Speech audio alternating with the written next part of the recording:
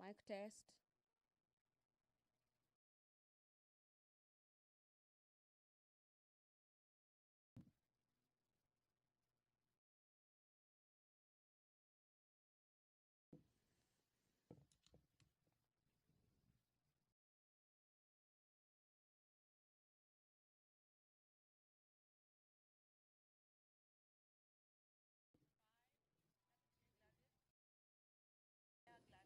Well, our dear viewers, that was a report prepared by Murimi Mwangi, a Parliamentary Media Relations Officer, in regard to the condolence messages following the death of Malava Member of Parliament Malulu Jendi, who passed away yesterday at Aga Khan Hospital while receiving treatment. The late Honorable Jendi has been celebrated as a trailblazer in the fight for the education sector, as well as a passionate defender of reforms in the sugar sector, among others in the spheres of human interest. And as members of parliament and leaders across the nation continue sending their condolence messages to the family of Honorable Malulu Jendi, this afternoon the National Assembly is set to have its sittings, where the House is set to consider a number of businesses. Among them is the County Government's Additional Allocation Bill, Senate National Assembly Bills number 2 of the year 2025 by the leader of the majority party. The County Government's Additional Allocations Bill is a bill that is set to be introduced on the floor of the House for the first time this afternoon. And this bill is an act of parliament that seeks to provide for the additional allocations to the county governments for the 2024-2025 financial year, and that is the responsibilities of the national government as well as the county governments pursuant to such allocation for the connected purposes as indicated in the county government's additional allocation bill, a bill from the National Assembly, bill number 2 of the year 2025. After the reading of the county government's additional allocation bill, the House will then move to consider the Equalization Fund Administration Bill. This is Senate Bills number 14 of the year 2023 by the Chairperson, Departmental Committee on Matters Finance and National Planning. The bill is currently at the second stage or second reading, if you may like, and we expect members of the National Assembly this afternoon to give their contributions to the proposals in the Equalization Fund Administration Bill, a bill originating from the Senate. Equally, lined up for debate is a Political Parties Amendment Bill, National Assembly Bills number 35 of the year 2022 by the Vice Chairperson, a Procedure and House Rules Committee, a bill yet again at the second reading. And after that, the House will then consider the Insurance Professionals Bill, National Assembly Bills number 13 of the year 2024 by the Chairperson, Departmental Committee on Matters Finance and National Planning. This afternoon, the House will, among others, equally consider a number of bills lined up for consideration in this afternoon's order paper, and being an order paper with a lot of bills for consideration. The other is a the Culture Bill, National Assembly Bills number 12 of the year 2024 by the leader of the majority party, again at the second reading, and the Fisheries Management and Development Bill, National Assembly Bills number 29 of the year 2023. The Public Finance Management Amendment Bill number 2, National Assembly Bills number 26 of the year 2024, a bill by the leader of the majority party, is equally lined up for consideration this afternoon. Remember, you can follow up on this live broadcast brought to you by KBC in partnership with PBU, courtesy of our YouTube channels, that is KBC Channel 1, as well as on Parliament of Kenya. Allow me to hand over for this live broadcast as the Speaker of the National Assembly is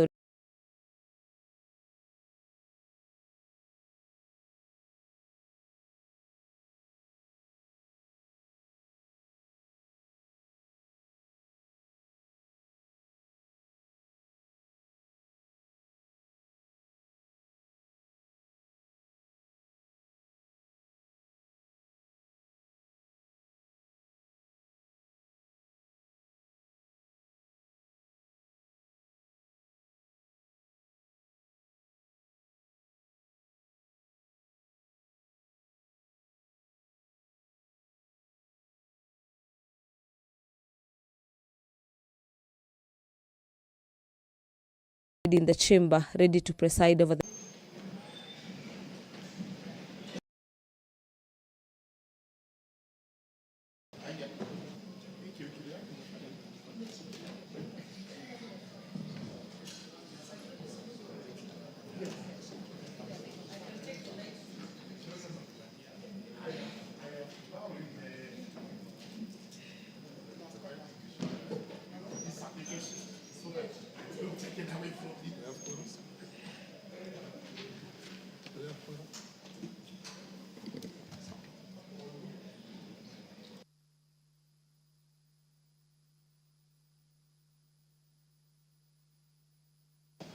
Sergeant, ring the quorum bell.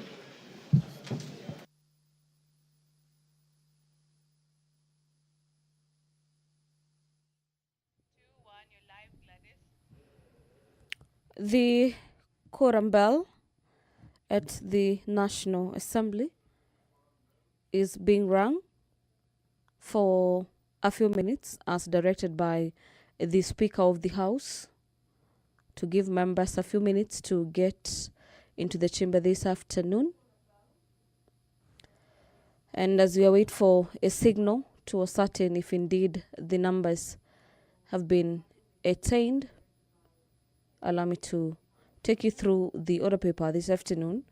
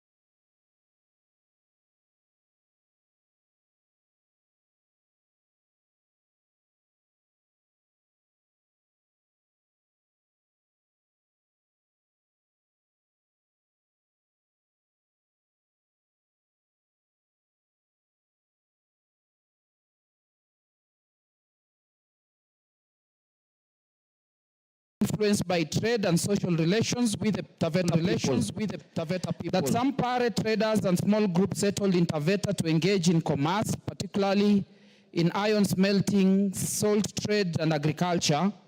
In the early 1900s, the Pare people increasingly migrated to Taveta region due to conflict in the Kilimanjaro region. That the expansion of long-distance trade in ivory and iron saw more Pare traders and skilled blacksmiths moving to Taveta, where they found welcoming environment in the 19th century. That the Pare people have been part of the social fabric of Taveta constituency since time immemorial, contributing significantly to the local and national economies. That in recent years, Kenya has made important strides in efforts to resolve statelessness by recognizing as citizens thousands of other previously stateless people, including those from Makonde and Shona communities and others of Indian descent. That therefore the recognition of Pare people would allow the community to be fully integrated into country's legal framework in consistency with national values and governance principles that prioritize inclusivity, equality, and diversity. That the efforts to have this matter addressed by relevant authorities have been futile, and that the matter presented in this petition is not pending before any court of law or any constitutional or legal body. Therefore, your humble petitioners pray that the National Assembly, through the Public Petitions Committee, to one, inquire into the matter with a view of securing urgent recognition of the Pare people of Kenya as a tribe of the Republic of Kenya. To make any other recommendations or actions it deems fit in addressing plight of the petitioners, and your petitioners will ever pray. Thank you, Mr. Speaker. Thank you, Honorable Bwire. Yes, Honorable Mbaya. Honorable Speaker, I would like to make some remarks and comments on the petition. First, to support the efforts of the Honorable Bwire, a young and very vibrant MP from Taveta, on the aspect of recognizing the Pare people as Kenyans. The Pare, Honorable Speaker, like the Makonde and the Wanyasa from Malawi and the Pemba, have been Kenyans. A lot of them, when they came during the construction of the railway and the sisal farms, found Kenya their home. Their great-grandfathers were here. Children have been born, and issues have come out of those relationships, those marriages of those Pemba, of those Pare. But today, the Pare have not been recognized, and we have communities like the Rundi who are here, okay, and the Rwandans who are here. They are Kenyans by birth, but they have not been recognized as Kenyans. The 12th Parliament, Honorable Speaker, did us very proud because through a parliamentary process, the Pemba were recognized.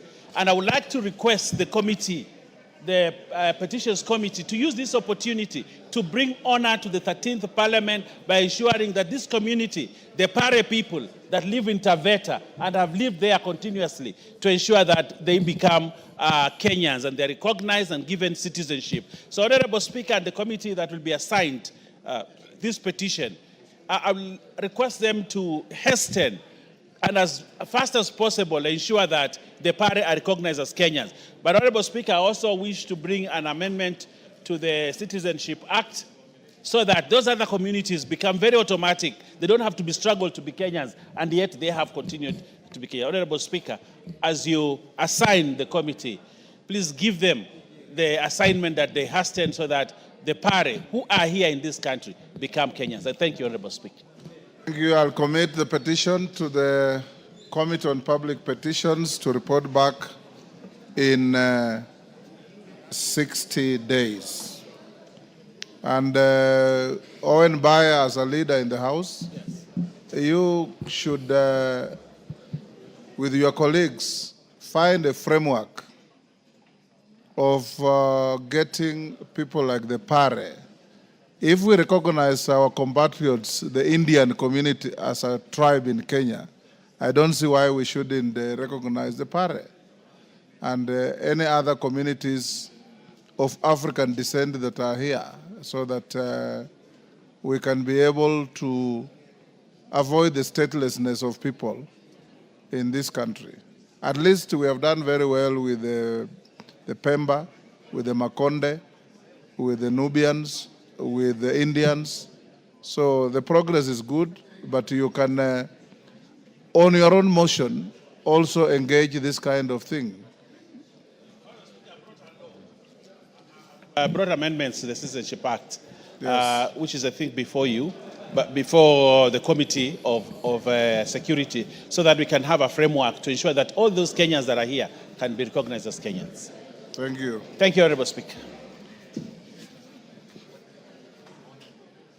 Then, next.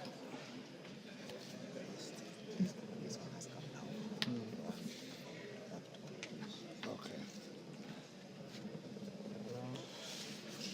Next. Order number 5, papers. Majority.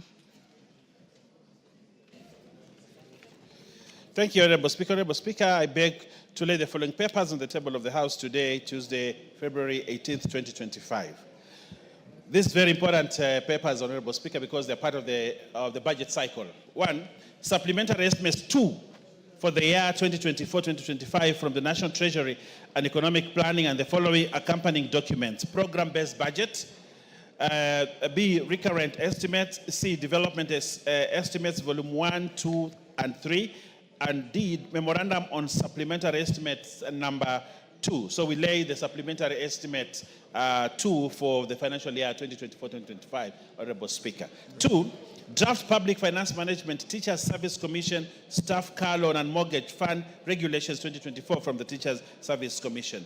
And 3, submission of nominees for the following National Government Constituencies Development Fund committees: 1, Bonchari; 2, Bondo; 3, Dagoretti South; 4, Eldama Ravine; 5, Embakasi East; 6, Endebess; 7, Gilgil; 8, Igembe South; 9, Kabondo Kasipul; 10, Kajiado Central; 11, Kajiado West; 12, Kasipul; 13, Kiamba; 14, Kibra; 15, Kiharu; 16, Kipkelion East; 17, Kitui Rural; 18, Kuresoi North; 19, Laikipia West; 20, Lamu East; 21, Lamu West; 22, Magarini; 23rd, Makadara; 24, Mandera East; 25, Mandera North; 26, Masinga; 27, Mathioya; 28, Matuga; 29, Mwingi Central; 30, Nambale; 31, Daragwa; 32, Rarieda; 33, Roysambu; 34, Samburu West;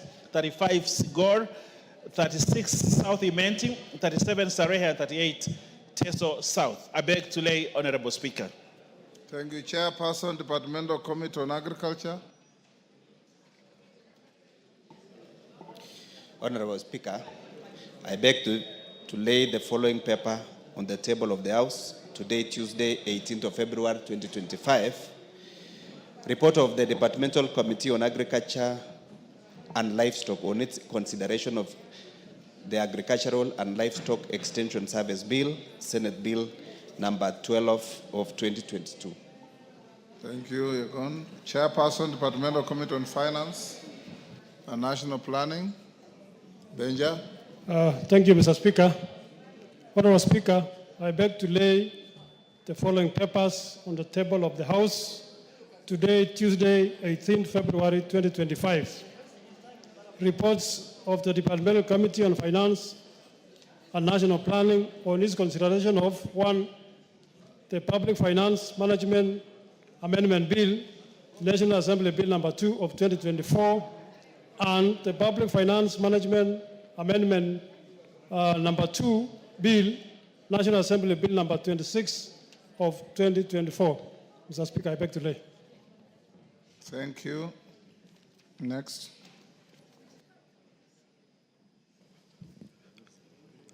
Order number 6, notices of motion.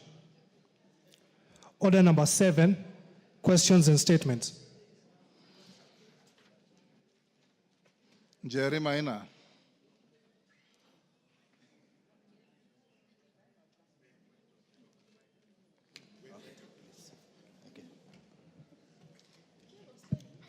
Apologies, Honorable Speaker. Honorable Speaker, thank you. I rise to request for statement regarding the delay in disbursement of the Higher Education Loans Board funds. Honorable Speaker, pursuant to the provisions of Standing Order 44.2c, I wish to request for a statement from the Chairperson of the Departmental Committee on Education regarding the ongoing funding crisis affecting students in institutions of higher learning across the country. Honorable Speaker, on 20th December 2024, the High Court of Kenya, in Kenya Human Rights Commission and 3 others versus the AG and 4 others, 2024, declared the new higher education funding model unconstitutional. and issued an order of prohibition which barred implementation of the model until the government complies with the Constitution and the necessary legal requirements. Thereafter, the Ministry of Education undertook to introduce a new tertiary institution funding model to address the matter. This is expected to be implemented later in the year. Despite the government undertaking to revert to the old Higher Education Loans Board HELB model, there has been an apparent lack of commitment to timely disbursement of funds to students. This contravenes the provisions of Article 43(1) of the Constitution, which guarantee the right of every person to education. At present, thousands of students continuing with their studies face financial distress as they are unable to pay tuition fees, which has left them locked out of examinations. This has triggered unrest in universities across the country, with students staging protests and, in other cases, lecturers boycotting examinations. Honorable Speaker, it is against this background that I request for a statement from the chairperson of the Departmental Committee on Education on the following. 1, the total amount of funds disbursed by the National Treasury under the Higher Education Loans Board HELB model, including specific dates of these disbursements. 2, the total number of students who have benefited from the disbursed funds since November 2024, and the measures put in place to ensure timely disbursements of funds to prevent future disruptions in learning. Thank you, Honorable Speaker. Melly, 2 weeks. 2 weeks. Honorable Speaker, 2 weeks is very far. The information that the honourable member is asking is very urgent, very important. Well done. Wednesday next week. So I want to bring it, I think Tuesday next week. Tuesday, yes. You'll be ready? I'll be ready with it. Tuesday, 2:30. Yes, thank you. Mashua Waithaka, all chairpersons should be like that. Mashua Waithaka. Give the mic to Mashua. Yes. Thank you, Chair, Speaker. Request for statement regarding land parcels erroneously listed by the National Land Commission. Honorable Speaker, pursuant to the provisions of Standing Order 44.2c, I wish to request for a statement from the chairperson of the Departmental Committee on Lands regarding an erroneous classification of 2 parcels of land belonging to Mr. Stephen Shege as illegal alienated government land. Honorable Speaker, on the 17th July 2017, the National Land Commission, NLC, with the Kenya Gazette, volume CX1X, number 97, listed several parcels of land as illegal alienated government land and ordered that their titles be revoked.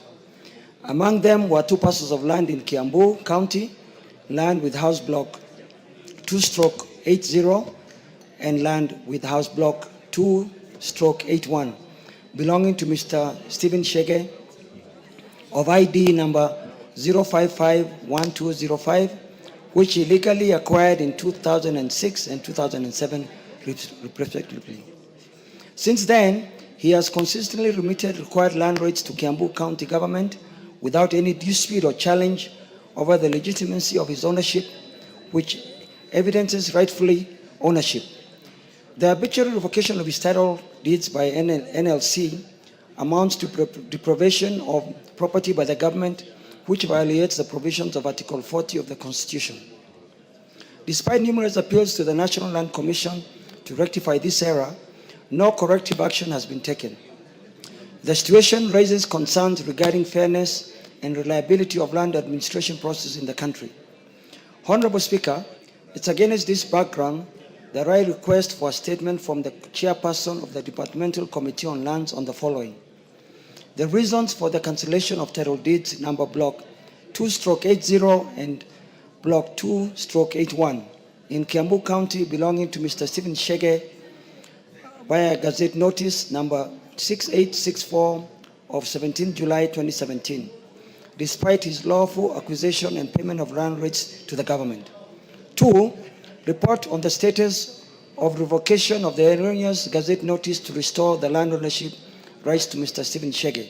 And 3, the specific implementation timelines when the National Land Commission will resolve the error, including reassurance of valid title deeds to Mr. Stephen Chege. Thank you, Honorable Speaker. Thank you, Nyamoko. How much time do you need to bring a response? Give him the mic. 2 weeks, Honorable Speaker. 2 weeks, so that. Joseph Gitari. Honorable Joseph Gitari, Kirinyaga Central. Thank you, Mr. Speaker. I rise to request a statement regarding the management of Kisho Rawanawake Savings and Credit Cooperative Society Limited. Honorable Speaker, pursuant to provisions of Standing Order 44-2C, I wish to request for a statement from the Chairperson Departmental Committee on Trade and Industry and Cooperative regarding the management of Kisho Rawanawake Savings and Credit Cooperative Society Limited. Honorable Speaker, Kisho Rawanawake Savings and Credit Society (SACCO) Limited was established in the year 2001 with the objective of empowering women to actively engage in economic decision-making. Initially rooted in Embu and Kirinyaga counties, the SACCO has grown to include thousands of members from across the country and boost a substantial capital base. However, in the recent past, concerns have emerged among members regarding the operation of the SACCO, especially following the unfortunate passing on by the coordinator, Mrs. Christine Gary. Since our demise, there has been a breakdown of communication from the new management, despite repeated requests from members for updates on the governance and financial status of the SACCO. This has caused anxiety among members, particularly noting that prevalence in financial management reported in various cooperative societies in the country. Honorable Speaker, it is... Order, Honorable Dena, can you walk back to where you've come from? You have been here for now 2.5 years. You know what to do.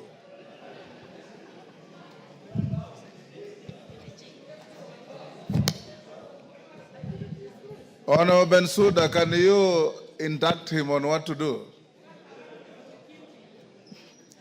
Go on, Gitari.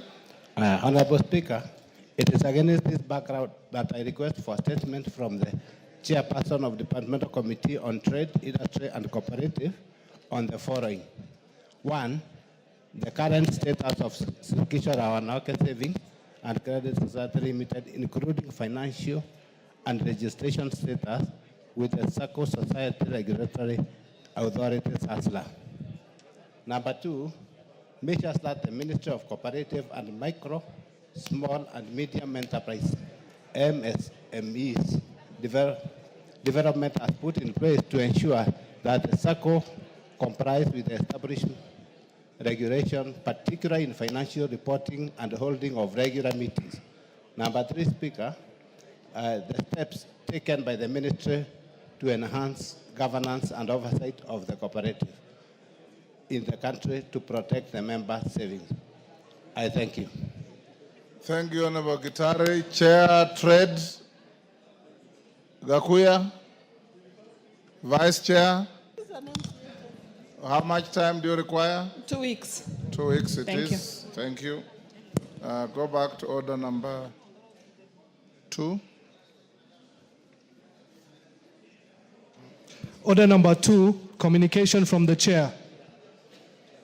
Honorable members, before I make some short communication, allow me to acknowledge the presence of a delegation of 5 staff from the Office of the Leader of Opposition of the Parliament of Uganda, sitting in the Speaker's gallery to observe the House proceedings.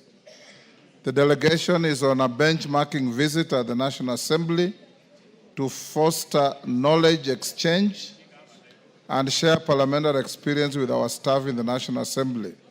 On my own behalf and that of the National Assembly, I welcome the delegation to the National Assembly and wish them well during their visit.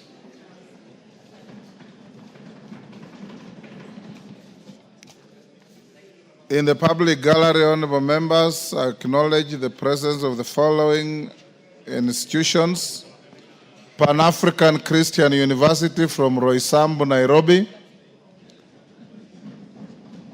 Mathwata Secondary School from Masinga, Machakos, Kiambere School Complex from Bere North, Embu, St. Clair Girls High School, Gatitu from Gatundu South, Kiambu, Gilgil Day Secondary School, Gilgil, Nakuru. On behalf of all of us, Mother Wangari has asked me to acknowledge a school from her constituency, do so for all the rest. Thank you very much, Mr. Speaker. Mr. Speaker, I must say that this session is very encouraging to find that our schools are back in full force. We are able to host very many students in the galleries so that they can be able to observe the proceedings of this house. It also helps us to actually realize that we are pace setters and we have to actually be good examples for the youngsters that we host here every time. But Mr. Speaker, as I welcome all the students, allow me to pay special tribute to Gilgil Day Secondary School, one of the biggest day schools in Gilgil, hosting over 1,000 kids, Mr. Speaker, even without Form 1s. And there are so many such that even tomorrow we'll have another delegation of the same school. I want to just take the opportunity to welcome to the House and to actually encourage them, because we are only here for a while. It will be them sitting on these seats in the next few years to come. So on behalf of all of us and for all the school students that are visiting, I want to take this opportunity to welcome them to the House. Thank you, Mr. Speaker. Thank you. Members on their feet, take your seats.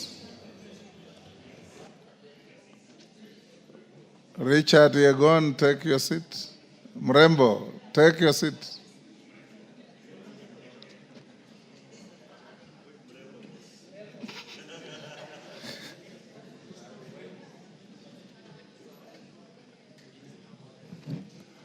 Honorable members, I've got two communications to make. The first one is an update on reconstitution of lapsed committees. I've been notified by the leader of the majority party and the leader of the minority party that the committee on selection is yet to conclude the nomination of members to the lapsed committees. Further, the leaders note that consultations are ongoing and will be concluded soon to allow for the reconstitution of the specified committees.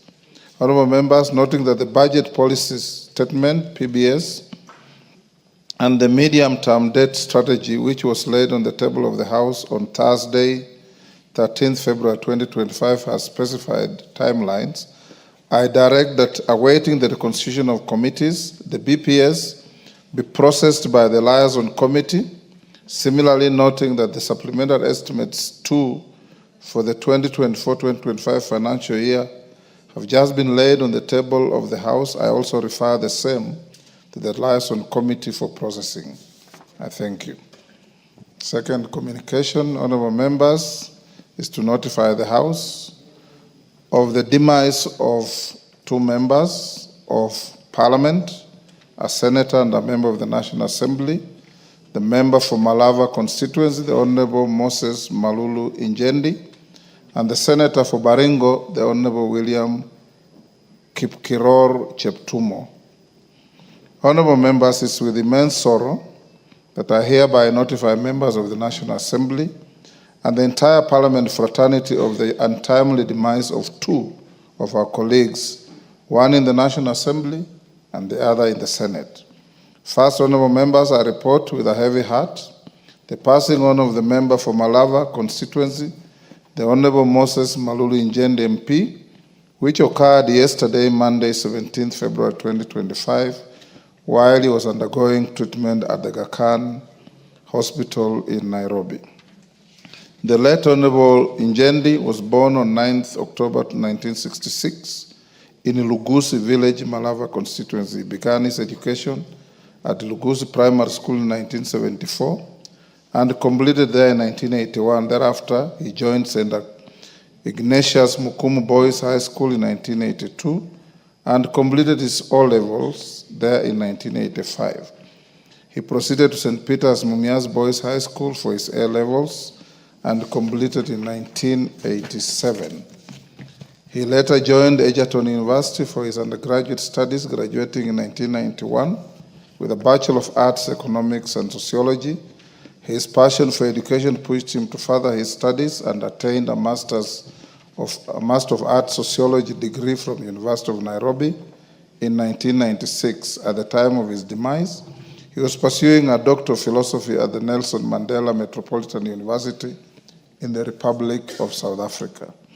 The late Honorable Njendi has a vast career in life, having worked at the Catholic University of Eastern Africa from 2001 as a deputy registrar and later as a lecturer.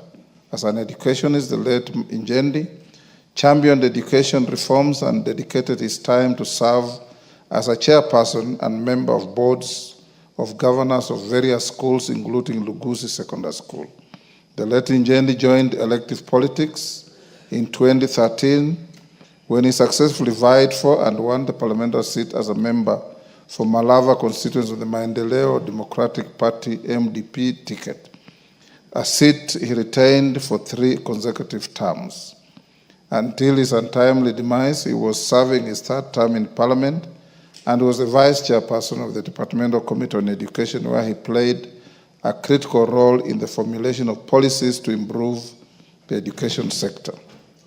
He was also a member of the Committee on Parliamentary Broadcasting and the Library, where he contributed to the committee's work in its report on enhancing reporting of parliamentary business on online platforms. The report was adopted by this House in September 2024 and is being progressively implemented. The late Honorable Njendi will also be remembered for his contributions in supporting reforms in the sugar sector, including supporting the enactment of the Sugar Act 2024.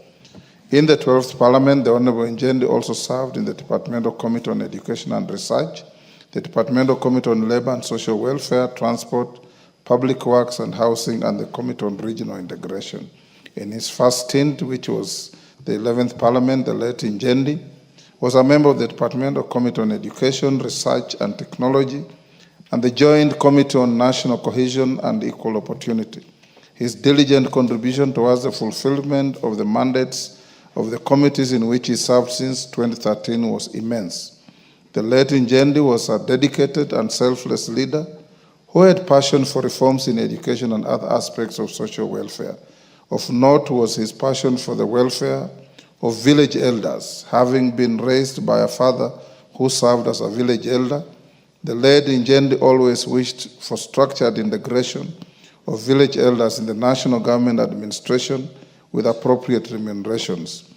Consequently, honorable members, when he finally got the platform on the floor of this House, as a member in the 11th Parliament, the late Njendi actualized his desire by introducing a motion on recognition of compensation of village elders, which was adopted by the House in 2016. The motion urged the government to facilitate village elders with a monthly honorarium to facilitate them meet their logistical costs and encourage them to uphold their dedication to serving the community. Later on in 13th Parliament, he escalated the motion to a bill by sponsoring the National Government Coordination Amendment Bill, National Assembly Bill number 25 of 2023, so as to give the motion the force of law. The bill, which seeks to recognize village elders who perform national government function at the village level administrative units, is currently awaiting consideration at the Committee of the Whole House. In honor of his persistent vision of creating a framework for recognition of village elders in the national government administration hierarchies, I urge the House to prioritize the bill for enactment into law. Honorable members, besides his legislative role, the late Honorable Njendi was a devout Catholic and an active member of the Catholic Members of Parliament caucus since he joined Parliament. The late Njendi was proud of his Catholic faith and was always visibly wearing his rosary at all times. Indeed, in the year 2023, he requested and received a special rosary right from the Vatican, blessed by the Pope Francis. The late Honorable Njendi was unique for his rule of thumb practice of always connecting his faith with legislative work. He is reported to have always sought to understand the biblical and Catholic foundational teachings on all matters that were before the House for consideration to inform his position and contribution of them. Honorable members, in the passing of Honorable Njendi, a humble leader who served his constituents and the nation with unwavering dedication and integrity, has rested. On behalf of the Parliamentary Service Commission, all members and staff of the National Assembly, and indeed on my own behalf, I convey our heartfelt condolences to the family of the late Honorable Njendi, his relatives, friends, and the people of Malava constituents. As the National Assembly, we assure them of our support during this period of great sorrow. Honorable members, I also wish to report with profound sorrow the untimely demise of one of our colleagues in the Senate, the Honorable William Kipkiror Cheptumo MP, who was the Senator for Baringo County. The late William Cheptumo passed away on Saturday, 16th February 2025, while receiving treatment at the Nairobi Hospital. The late Senator William Cheptumo was born on 25th December 1967 in Baringo County. He attended Maregut Primary School before joining Bartolimo Secondary School and later Cabernet High School for his O-level and A-level. Thereafter, he pursued a Bachelor of Laws degree at the University of Nairobi from 1988 to 1991 and a postgraduate diploma in law at the Kenya School of Law in 1992, prior to his admission to the bar as an advocate of the High Court of Kenya. Senator Cheptumo began his legal career as a legal officer at the Industrial and Commercial Development Corporation, ICDC, in 1993 and left ICDC in 1995. He then joined the Central Bank of Kenya as a legal officer in 1995 and left in 1998 to establish his own firm, Cheptumo and Kamban Advocates, which he ran from 1998 to 2007. During this time, he gained vast experience on practicing law, establishing himself as an astute advocate. The late Senator Cheptumo ventured into politics in 2007 when he successfully contested for the Baringo North constituency parliamentary seat on the Orange Democratic Movement ODM party ticket. During his first term of parliament between 2008 and 2013, I had the privilege of working alongside him in the executive when he served as the Assistant Minister for Justice, National Cohesion, and Constitutional Affairs while I held the Foreign Affairs portfolio as the Minister. Senator Cheptumo not only demonstrated exceptional dedication and a deep understanding of legal matters, but also applied his legal knowledge in the running of government affairs under his charge. The late Senator Cheptumo was re-elected for a second term in 2013 in the 11th Parliament. He served as the chairperson of the Committee on Delegated Legislation, a member of the House Business Committee, and a member of the Departmental Committee on Justice and Legal Affairs. Additionally, he was a member of the Parliamentary Pensions Management Committee. As the chairperson of the Committee on Delegated Legislation, the late Senator Cheptumo will be remembered for superintending the consideration of many statutory instruments that were necessary to operationalize the acts of Parliament that were enacted to actualize the 2010 Constitution. The late Senator Cheptumo was once again re-elected to represent Baringo North constituency in the 12th Parliament, making him one of the longest-serving members of this House. He served as the chairperson of the Departmental Committee on Justice and Legal Affairs, where his legal and immense parliamentary expertise were instrumental in guiding key legislative processes and the consideration of policies that were referred to his committee. In 2002, honorable members, the late Senator Cheptumo successfully contested for the Baringo County Senate seat. Until his demise, he was serving as the chairperson of the Senate Standing Committee on National Security, Defense, and Foreign Relations. Additionally, he was an active member of the Senate Liaison Committee, the Senate Standing Committee on Justice, Legal Affairs and Human Rights Committee, and Land, Environment, and natural resources. He was a member of the ad hoc committee on the proliferation of religious organizations and the circumstances leading to the deaths of more than 95 people in Shakahola in Kilifi County. Honorable members, in his passing on, Parliament and indeed the country has lost a transformative servant leader. On behalf of the National Assembly, the Parliamentary Service Commission, and indeed on my own behalf, I pay tribute to Senator William Cheptumo and extend our deepest condolences to his family and the people of Baringo County. His death is a big loss to Parliament, to the people of Baringo County, and the nation at large, which he served with dedication and humility. Honorable members, condolence books have been opened both at the National Assembly and the Senate receptions, main Parliament buildings, where honorable members and parliamentary staff may record their condolence messages to the families of the departed members for Malava and the Senator for Baringo, respectively. In line with the Parliamentary Service Commission's bereavement policy, I have constituted an ad hoc funeral committee to help with the funeral arrangements. The committee comprises of the following members in relation to Honorable Malulu Njendi: Honorable Bernard Shinal MP as the chairperson, Honorable Julius Meli, CBS MP, Honorable Emmanuel Wangwe, CBS MP, and Honorable Ellis Muhanda. I have also requested the Speaker of the Senate to nominate 2 senators to the ad hoc committee. I have also appointed the following members to work with our Senate colleagues in coordinating Parliament's involvement in the funeral arrangement for the late Senator William Cheptumo: the Honorable T.J. Kajwang, CBS MP, the Honorable Joseph Maclap, MP, the Honorable Florence Jematia, MP. Honorable members are therefore encouraged to liaise with the ad hoc committees on matters relating to the funeral and interment of our departed colleagues.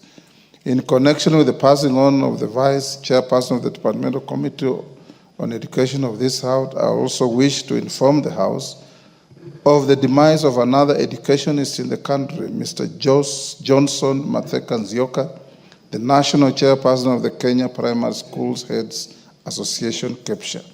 The late Mr. Nzioka, who was also the head teacher of Donholm Primary School in Nairobi City County, succumbed to his injuries he sustained in a road accident that occurred on Sunday, 16 February 2025 in Athi River along Nairobi-Mombasa Road.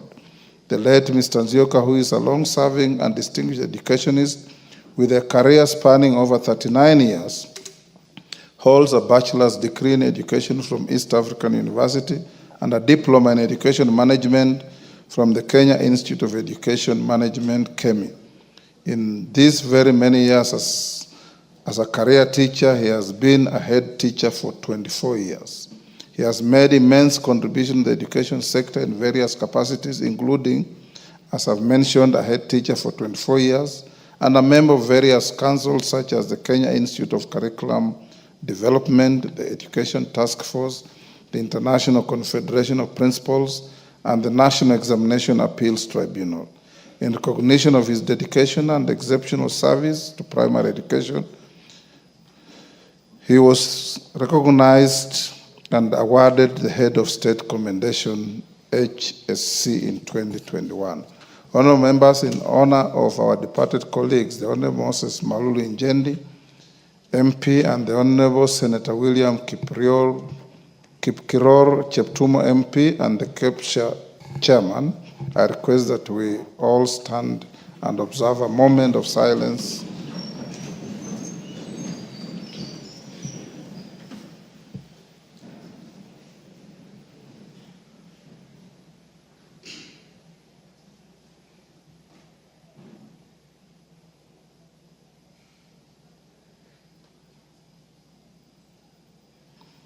May their souls rest in eternal peace. Amen. Honorable members, I put this communication to come after the other orders because many members asked me to give them an opportunity to eulogize their colleagues. I'll allocate 1 hour to this. From now to 4:15, and Each member who gets an opportunity will have a maximum of 2 minutes. Majority Leader.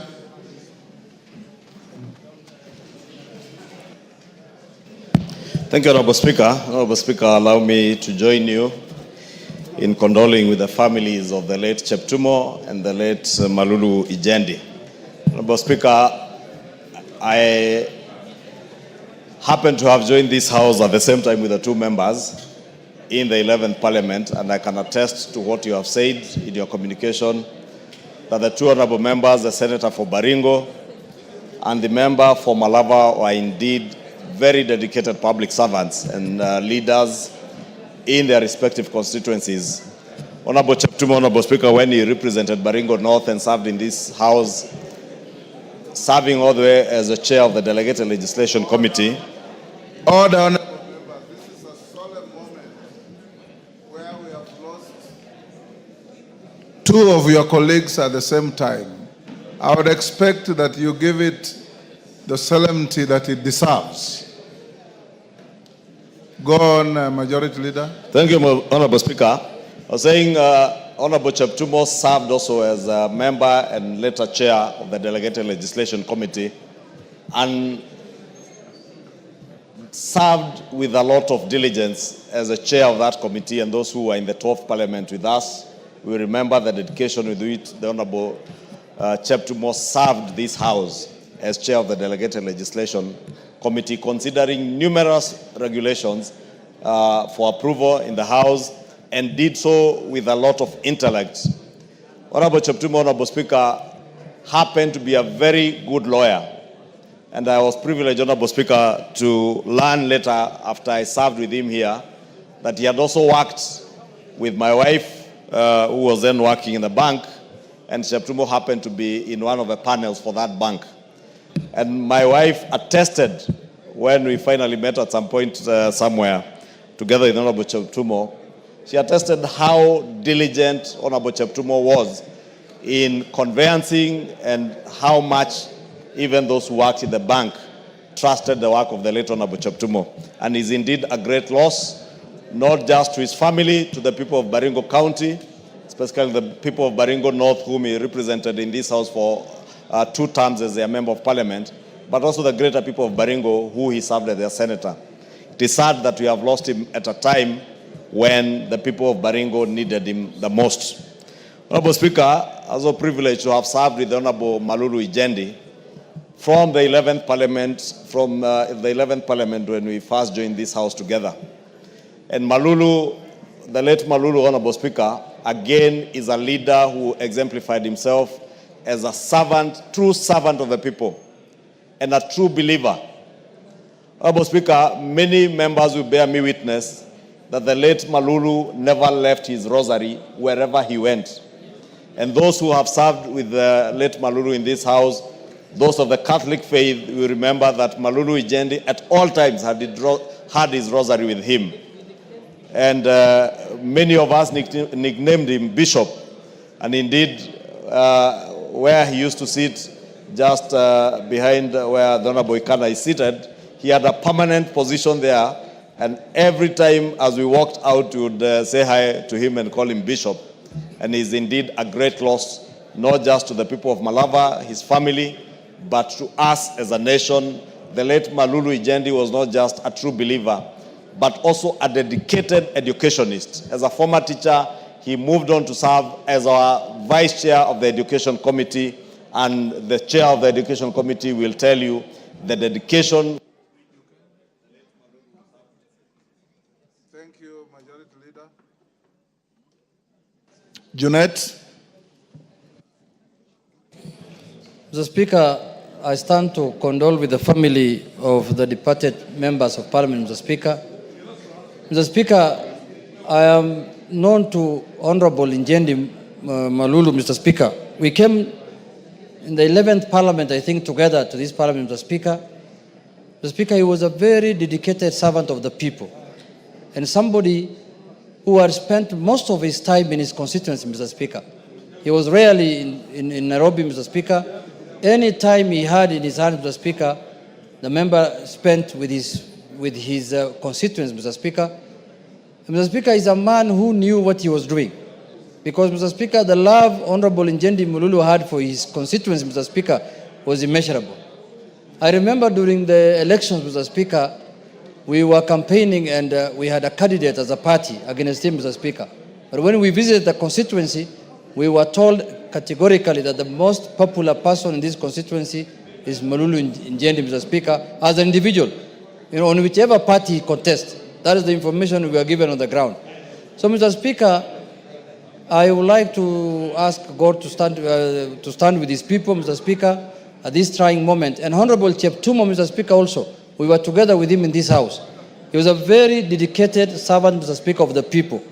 He was in the Justice and Legal Affairs Committee, and we benefited as a house, Mr. Speaker, immensely from his knowledge of the Constitution and the law, Mr. Speaker. I served with him in Parliament, I served with him in the House Business Committee, and Mr. Speaker, those are servants of people who have left us, Mr. Speaker, at a time when Kenyans really require their service, Mr. Speaker. With those few remarks, Mr. Speaker, I condole with the family, and may God rest their souls in peace, Mr. Speaker.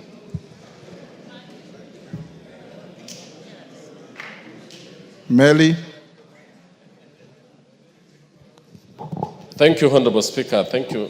Honorable Speaker, I want to take this time to condole with the family of our two honorable colleagues, Honorable Cheptumo and Honorable Moses Malulu Njendi. Honorable Speaker, we came to this house with Honorable Malulu Njendi in 2013, and as my colleagues have said, he was a very humble, very diligent, very honest, very religious, and a good educationist. I served with him in the 11th Parliament as a member of the Committee of Education, where we were led ably by Honorable Sabina Chege. During that time, Honorable Malulu Njendi gave us his mind on educational issues, ranging from the primary school education all the way to university.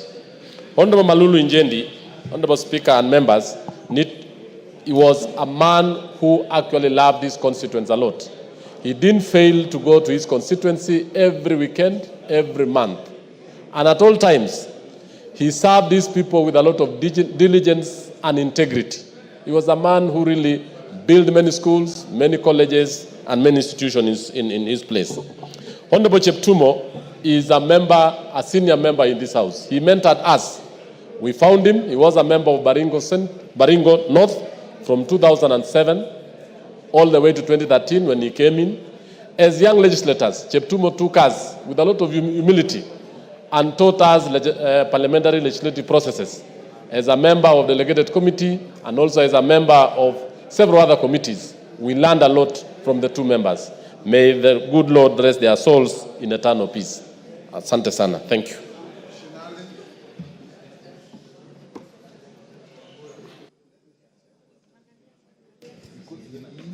Thank you, Mr. Speaker. I rise to pay tribute to the Honorable Malulu Njendi, Moses MP Malava, Kakamega County, Mr. Speaker. Mr. Speaker, Mr. Malulu has been a good friend, very close and a relative, Mr. Speaker, a man of humility, down to earth, Mr. Speaker. Being a relative, Mr. Speaker, despite the age group, Mr. Speaker, Malulu has always called me uncle since he's married from my clan, Mr. Speaker. Mr. Speaker, I and Mr. Malulu in political trajectory took the same path in 2017, Mr. Speaker, when we found ourselves in corridors of justice, Mr. Speaker, defending election petitions, Mr. Speaker, in the High Court in Kakamega.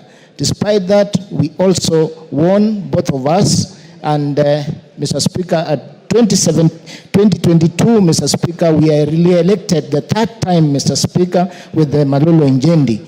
Mr. Speaker, Mr. Malulu Njendi, the MP Malava, has transformed education in Malava, both infrastructure and learning, Mr. Speaker, in Malava constituency.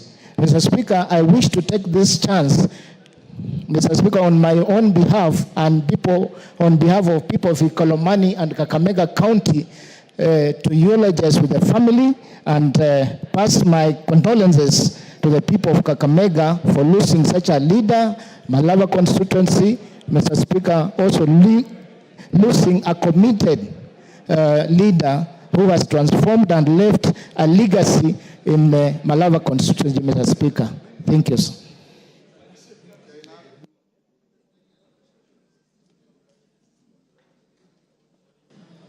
Thank you, Mr. Speaker. Mr. Speaker, I've had the privilege of interacting with Mr. and Ms. Cheptumo as legal practitioners long before he joined politics, Mr. Speaker. And I found him as a brilliant legal practitioner who was down to earth. I also had the privilege of being with him in Parliament from 2007 as a representative of the people of Baringo North, and then later on, right now, he was serving as a senator. Mr. Speaker, death is a must. We as a Muslim, we always say, كُلُّ نَفْسٍ ذَائِقَةُ الْمَوْتِ.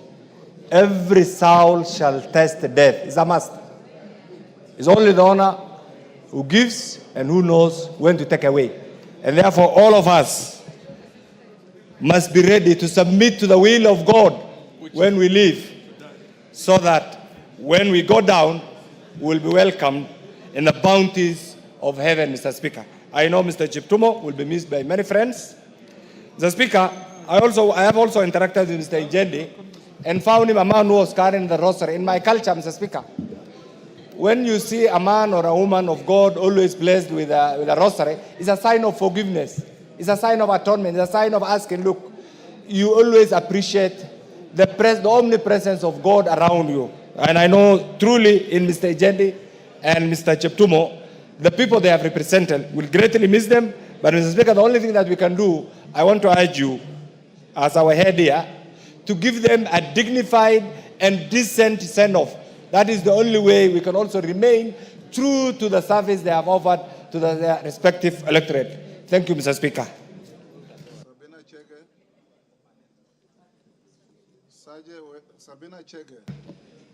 Sergeant, can you check the system is malfunctioning? Sabina Chege. Thank you, Mr. Speaker. Mr. Speaker, I want to offer my condolences to the people of Malava on behalf of Honorable Ijendi and also the people of Baringo County. Mr. Speaker, both members have worked with them, and I worked with Honorable Ijendi on 11th Parliament, where I chaired the Committee on Education. He was one of the greatest supporters who contributed immensely in education.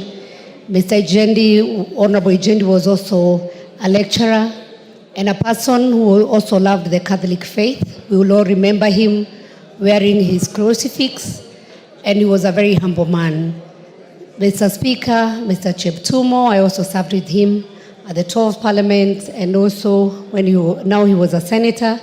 And I would also want to pass my condolences to the people of Baringo County and also his family. And I just want to say one word, Mr. Speaker, that as leaders, we should know that life is not permanent.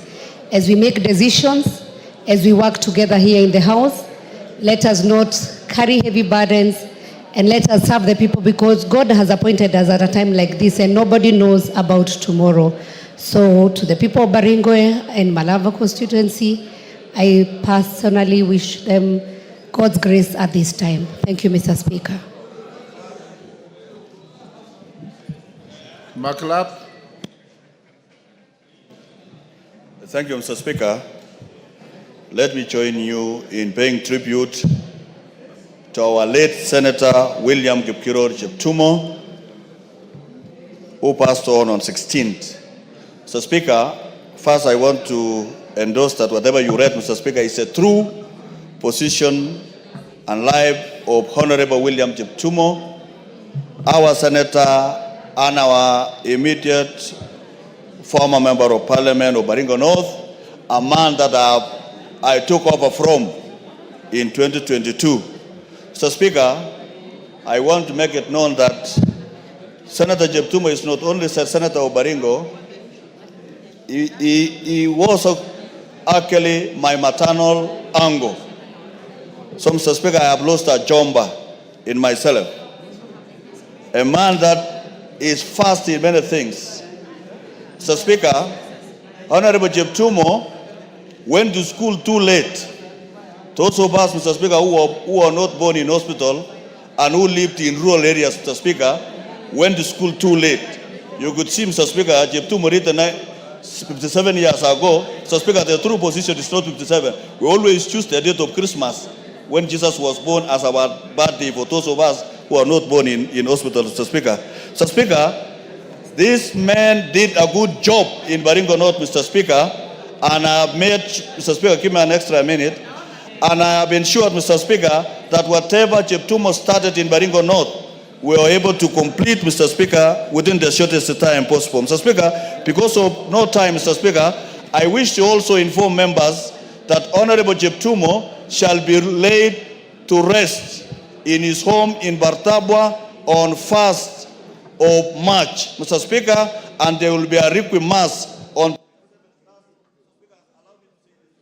Okay. Allow me just on 27, Mr. Speaker. There will be a requiem mass in AIC Mlimani for our late Senator William Jeptumo, Mr. Speaker, and I've also known Mr. Ichendi as my registrar in Catholic University of Eastern Africa, Mr. Speaker, where I started double mathematics, Mr. Speaker. Mr. Speaker, may their souls rest in peace, Mr. Speaker, and thank you. Nabi Nabwera.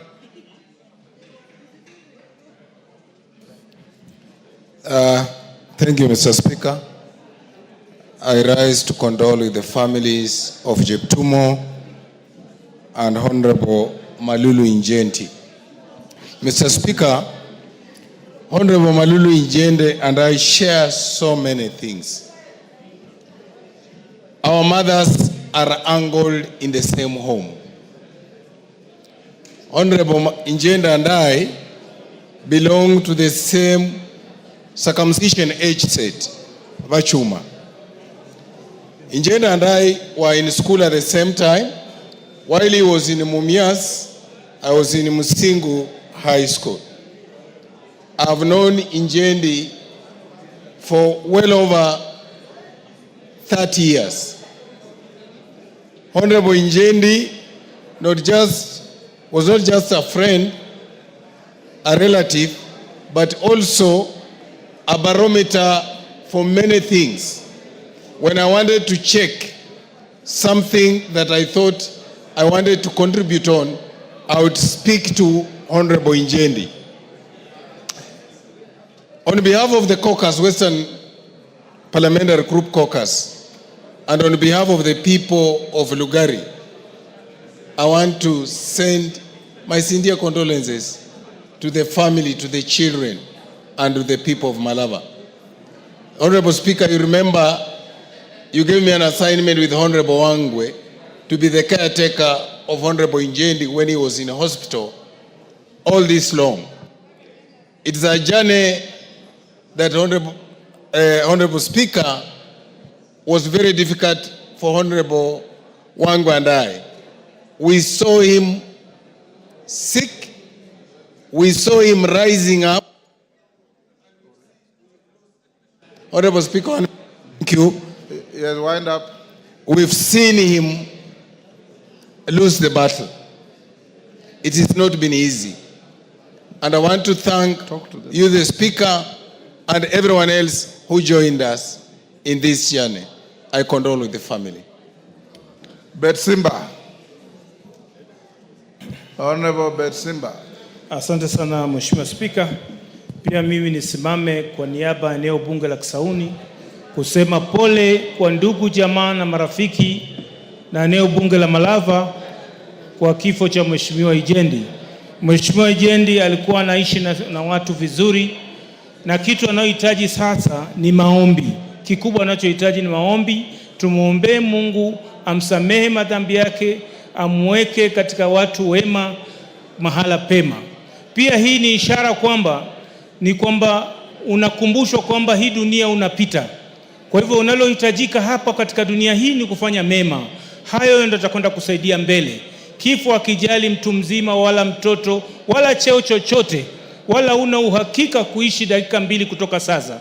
Kwa hivyo hii ni moja katika pia wale ambao bado wako hai wajue kwamba iko safari ambayo wanakwenda, na kikubwa ni ufanye mema, na sisi sasa tulopewa jukumu tuwe tunafanya mazuri yale ambao wanasaidia wale watu ambao wametuchagua. Asante sana Mheshimiwa Spika.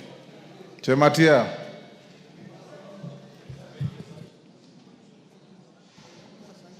Thank you so much, Mr. Speaker. I also want to take this opportunity to condone with the people of Baringo and people of Malaba.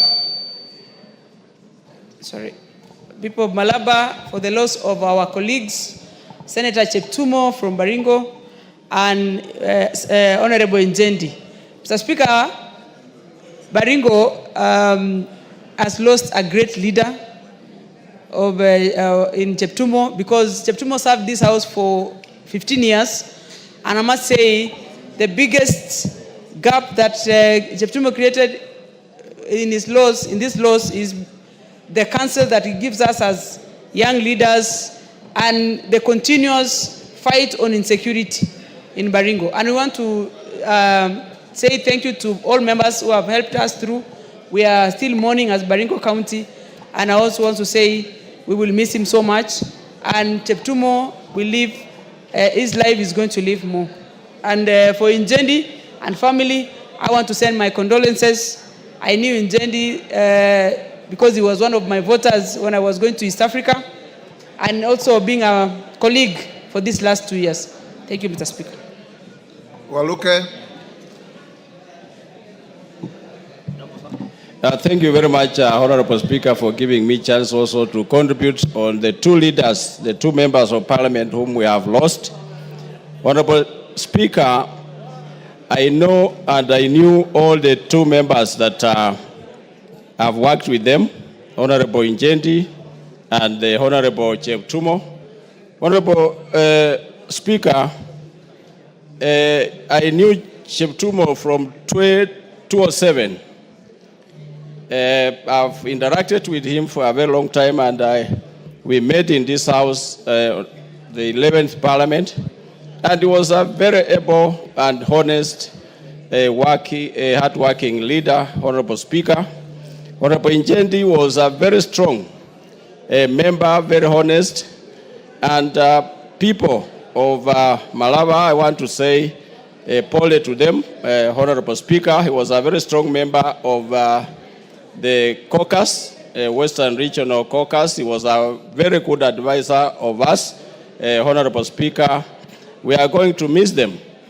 I used to crack jokes with him, Honorable Speaker, wherever we meet with Honorable Njendi, calling him the Bishop of the Catholic Church, Honorable Speaker. And he was a very jovial member of Parliament, Honorable Speaker.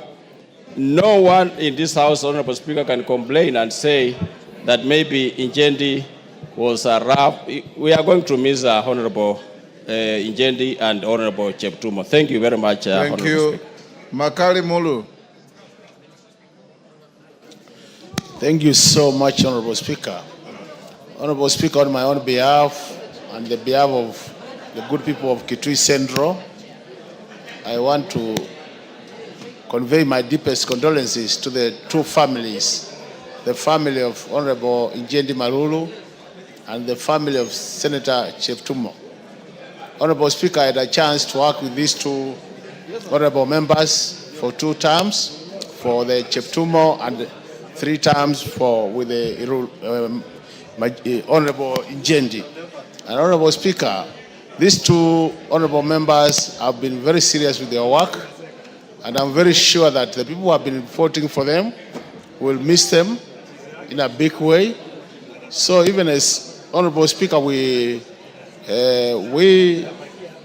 send our sympathies to the people who have been voting for them, Honorable Speaker. My prayer to the Almighty God is that they are so rest in eternal peace. Amen, Honorable Speaker. Thank you, Deputy Speaker. Thank you, Honorable Speaker, for giving me this opportunity to pay tribute to 2 great people. Honorable Njendi Malulu, whom I first met when I came here to Parliament. And I know that one of the most important things that I remember about him was that he was kind and very amiable. He was a gentleman. And so when I arrived in Parliament, I felt like I was fish out of water, but he was one of the people who made me comfortable. He was always polite and kind. He always gave you way when you walked on the corridors or when people were crushing you on the corridors. And most importantly, when he wanted to speak, he requested with such humility and grace despite being very senior. As for Honorable Senator Cheptumo, he was my classmate at the University of Nairobi Law School. And I remember he also stood out because he was sober, calm, and very wise. And once I asked somebody, why does he behave like my father? Then I later was told, and he told me himself, that he had joined school at a very later age. So he was nicer than all the other men at the university, was very polite, was like a father to you. And most importantly, when all the young men in first year were chasing after girls, Cheptumo was focused on studying and was always telling the others not to behave like that. We will always remember our two colleagues. Were they chasing girls or seducing girls? Quoting them. But I stand here today to condole on behalf of the people of Uasin Gishu County with both the families, and may God rest their souls in eternal peace. Amen. Mishimbogo.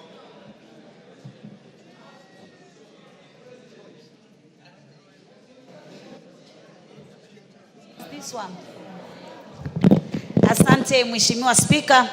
Mheshimiwa Spika, kwa hakika ni pigo kubwa sana katika taifa letu la Kenya na pia katika mabunge yetu mawili. Kupoteza viongozi mashujaa wetu wawili. Mheshimiwa Spika, Mheshimiwa Cheptum ambaye ni seneta, alikuwa seneta wa Baringo, alikuwa kiongozi mwenye busara sana. Alikuwa kiongozi mwadilifu, na hata wakati alipokuwa akichangia katika bunge hili la kitaifa, katika miswada na katika hoja, ungemwangalia ungejua huyu ni kiongozi ambaye anajielewa na anajua kwa nini yako katika bunge hili la kitaifa. Mheshimiwa huyu amefanya mchango mkubwa sana hata kule nyanjani. Tumezungumza na watu wengi sana kutoka sehemu za Baringo, na hivi sasa ni pengo kubwa sana ambalo liko pale. Lakini kwa niaba ya watu wa Likoni nasema poleni sana. Mwenyezi Mungu apatie familia faraja na apatie taifa la Kenya faraja. Kwa ndugu yetu Malulu Ijendi, pia alikuwa kiongozi mwadilifu, kiongozi shupavu. Ukiangalia katika Kakamega, ilikuwa ni sehemu ambayo ni pahali ambapo chama cha chungwa kimebobea, lakini yeye angeweza kuchaguliwa akiwa katika chama cha UDA.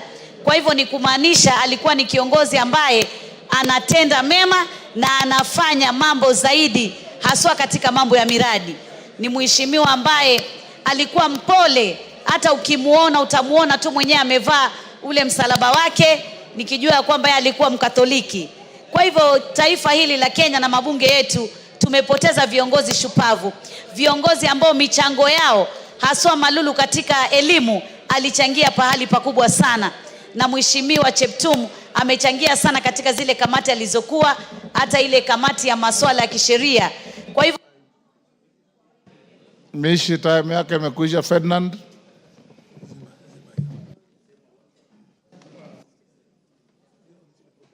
Mr. Speaker, on behalf of the people from Kwanza and Trans Nzoia, I want to take this opportunity to say, to send my condolences to my brother Moses Intenji, because he even came to my place in 2019 and helped me do some fundraising. He was a very dedicated man. We always met at the church down here. It's a Catholic, and there was a devoted Catholic church follower. You can see he had also always having a rosary. And we have missed somebody who was very intelligent. When it came to education matters, he would offer very good advice.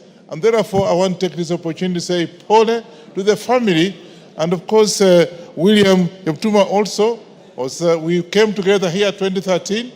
And he was a very dedicated contributor to most of the issues in this house. And therefore, people in Baringo, I think, have missed a very intelligent person.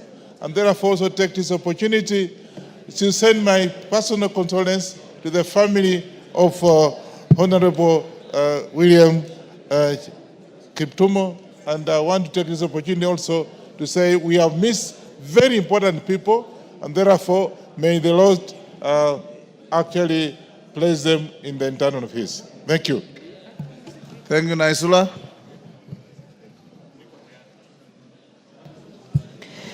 Thank you, Mr. Speaker. I rise also to pass my sincere condolences to the families, relatives, friends, and also the constituents of Honorable Malulu Ijendi of Malala constituency, and also Honorable William Tumo of the Senator of Baringo County.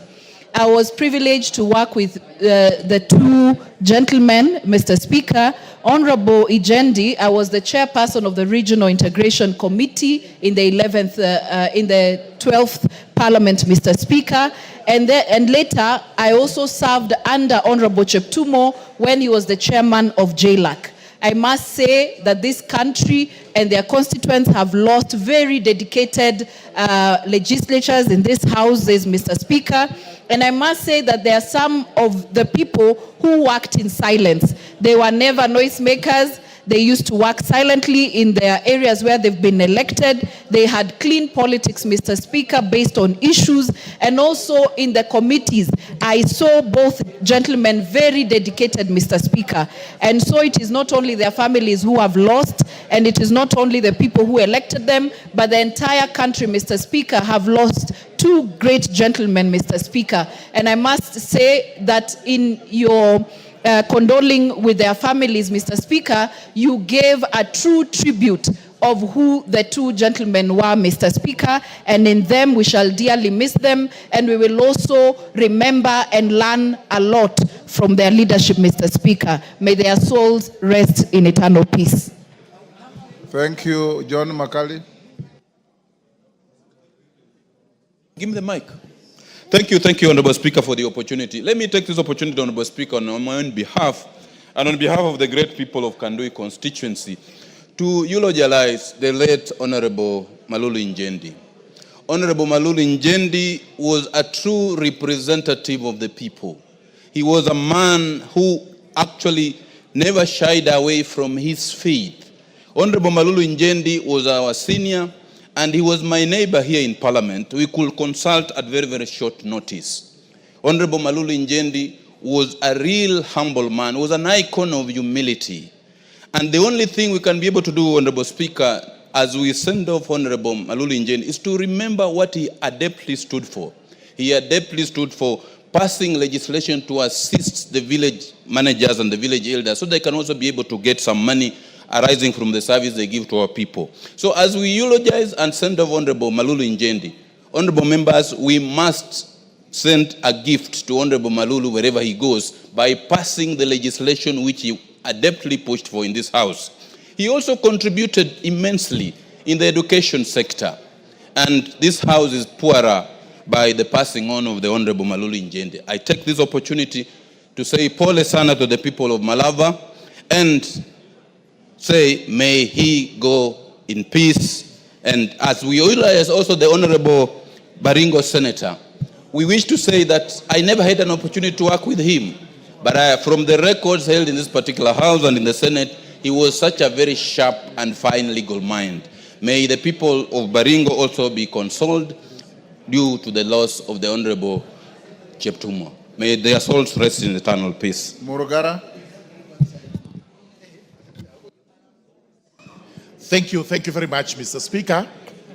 So, Speaker, allow me, on behalf of the people of Tharaka constituency, Tharaka Nithi County, and my own behalf, to condole with all the primary school teachers for having lost their chairman, Mr. Nzioka, a great guy who served the teachers very diligently.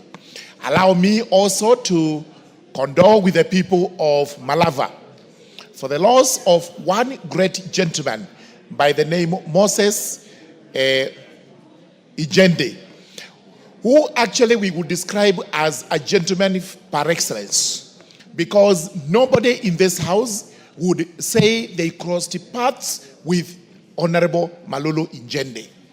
He served so well, he was so humble, he was so amiable and humane in everything he did.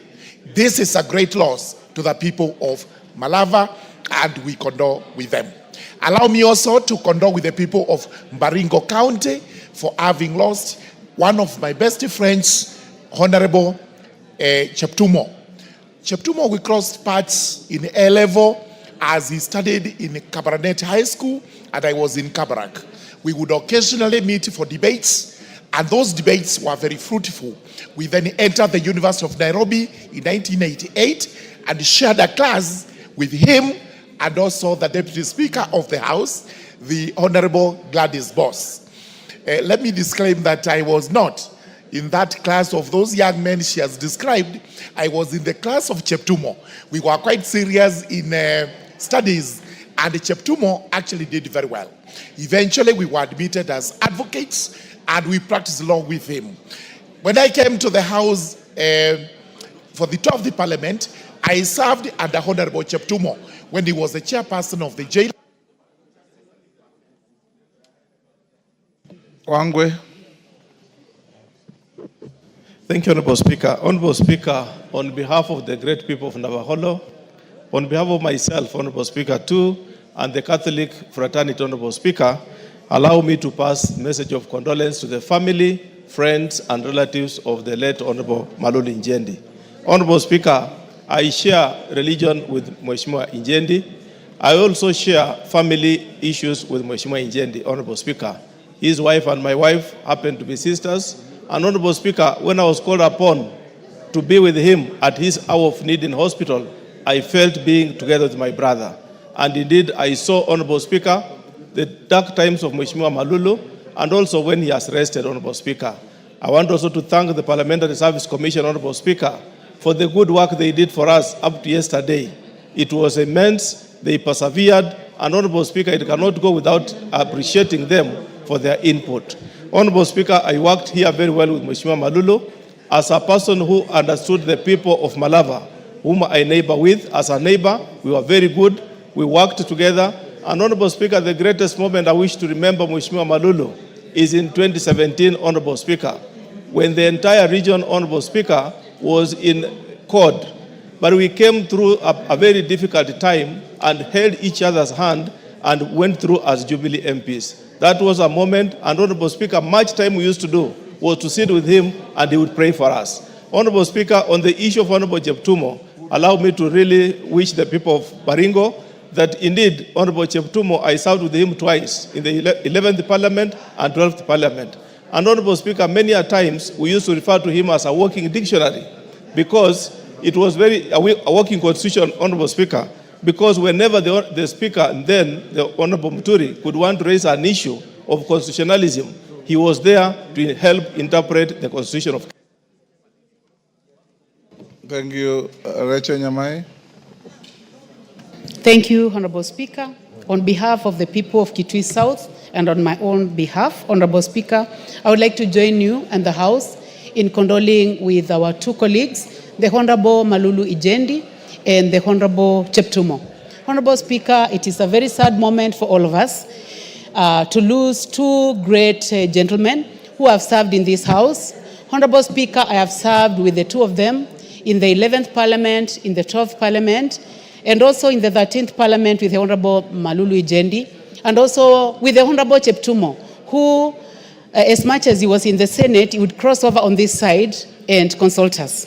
Mr. Speaker, as other members have said, the Honorable Malulu Ijendi is a very respectful person, a person who was committed to his constituents, to his family, very humble and God-loving. Honorable Speaker, it is hard to forget the position where the Honorable Malulu Ijendi sat.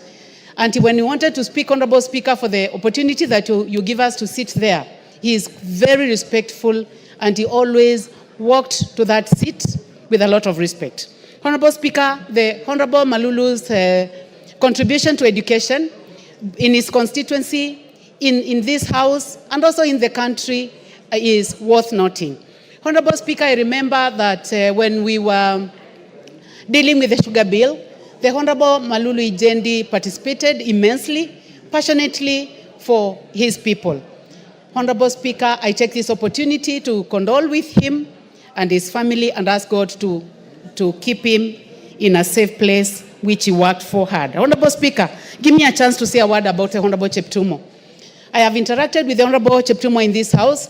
We served together in the 12th Parliament in the liaison committee when I chaired lands, and he was also in delegation.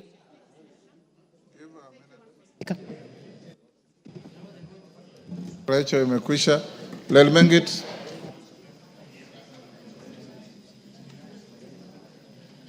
Thank you, Honorable Speaker. I want to join the team, the National Assembly team, in eulogizing the lives of Senator William Cheptumo, the Baringo Senator, and also Honorable Malulu Injendi. It is a great loss, Honorable Speaker, for this country and the people of those constituencies and counties that the two represent. I have known them as very mature leaders in this House, especially with institutional memory. Every time, Honorable Speaker, the like of Malulu Injendi, he normally sits along the way while we enter this House, Mr. Speaker. It is very difficult to pass him before saying hi to him and also getting one or two wise statements from or wise words from him, Honorable Speaker.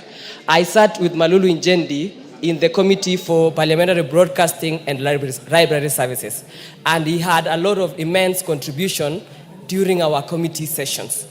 Also, Honorable Speaker, Senator Cheptumo has been more like a counselor, a leader with a lot of experience. We've shared a lot with him while he was still alive.